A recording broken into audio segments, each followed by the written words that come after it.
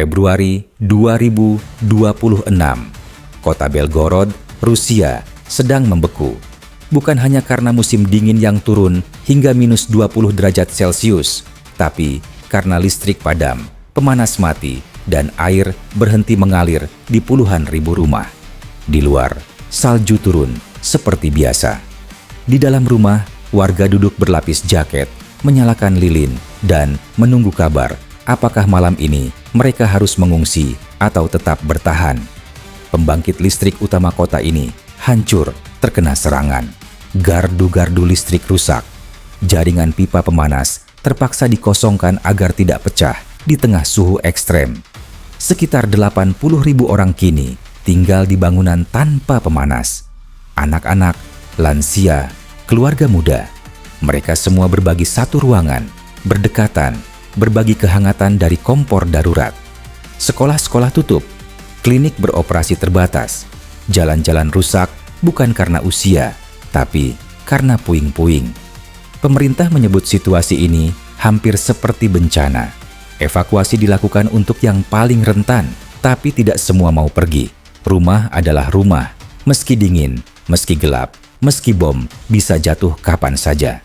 Ini adalah Belgorod hari ini, bukan kota di Ukraina, tapi kota di Rusia yang berjarak hanya 40 km dari perbatasan. Dan inilah cerita tentang bagaimana sebuah kota yang dulu hidup, kini perlahan menghilang di tengah perang.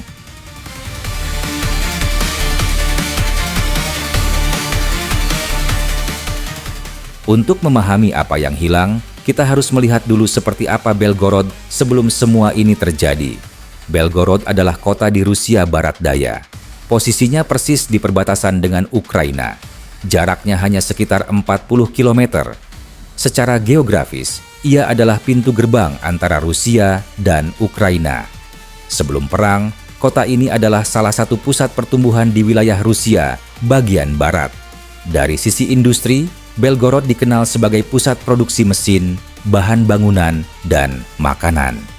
Pabrik semennya menyuplai kebutuhan konstruksi ke berbagai wilayah. Dari sisi transportasi, kota ini sudah menjadi simpul kereta api sejak tahun 1869.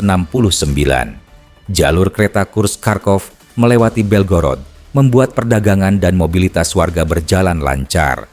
Kota ini juga memiliki julukan bersejarah, Kota Penghormatan Pertama. Julukan itu lahir dari Perang Dunia Kedua, ketika Belgorod menjadi kota pertama yang dibebaskan dari Nazi dan disambut dengan kembang api kemenangan. Bagi warga Rusia, nama Belgorod punya bobot historis yang kuat. Dari sisi pendidikan, Universitas Negeri Belgorod berdiri sejak 1876. Kampus ini menjadi salah satu universitas terkemuka di wilayah barat Rusia dengan ribuan mahasiswa dan fasilitas riset yang modern. Populasi Belgorod terus bertumbuh. Di kotanya sendiri, penduduk mencapai 340 hingga 420 ribu jiwa.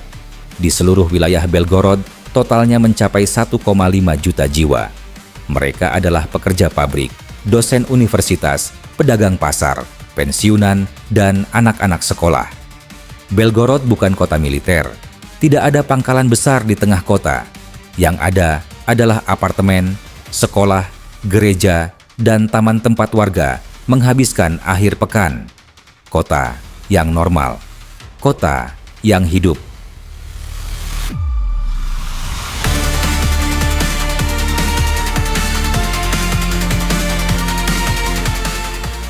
Semua perubahan dimulai pada 24 Februari 2022, hari ketika Rusia melancarkan invasi skala penuh ke Ukraina. Sejak hari itu, Belgorod yang berada persis di perbatasan otomatis berada di garis depan. Bukan sebagai wilayah yang melancarkan serangan, tapi sebagai wilayah yang menerima dampak balasan. Insiden besar pertama terjadi pada 1 April 2022. 2 helikopter milik Ukraina melintasi perbatasan dan menyerang depot minyak di Belgorod. Itu adalah serangan udara pertama di wilayah Rusia sejak perang dimulai. Sebuah sinyal bahwa perang tidak lagi hanya terjadi di sana, tapi sudah sampai ke sini. Sepanjang tahun 2022 dan 2023, serangan-serangan kecil terus terjadi. tembakan artileri, mortir, roket sesekali. Warga mulai terbiasa dengan suara sirin. Tapi masih banyak yang menganggap itu sebagai insiden perbatasan. Sesuatu yang terjadi di luar kota, bukan di tengah kota. Titik baliknya datang pada 30 Desember 2023. Hari itu, roket Ukraina menghantam pusat kota Belgorod. Bukan pangkalan militer, bukan gudang amunisi, tapi pusat kota. Tempat orang belanja, tempat anak-anak bermain, tempat warga biasa menjalani hari. 25 orang tewas, di antaranya 2 anak-anak. Lebih dari 100 luka-luka. Sejak malam itu, persepsi tentang Belgorod berubah total. Warga sadar, tidak ada tempat yang aman. Kota mereka sekarang adalah target.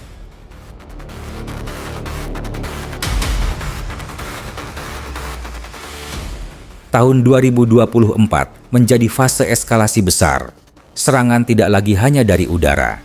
Pada Maret 2024, kelompok bersenjata pro-Ukraina melancarkan serangan darat lintas batas.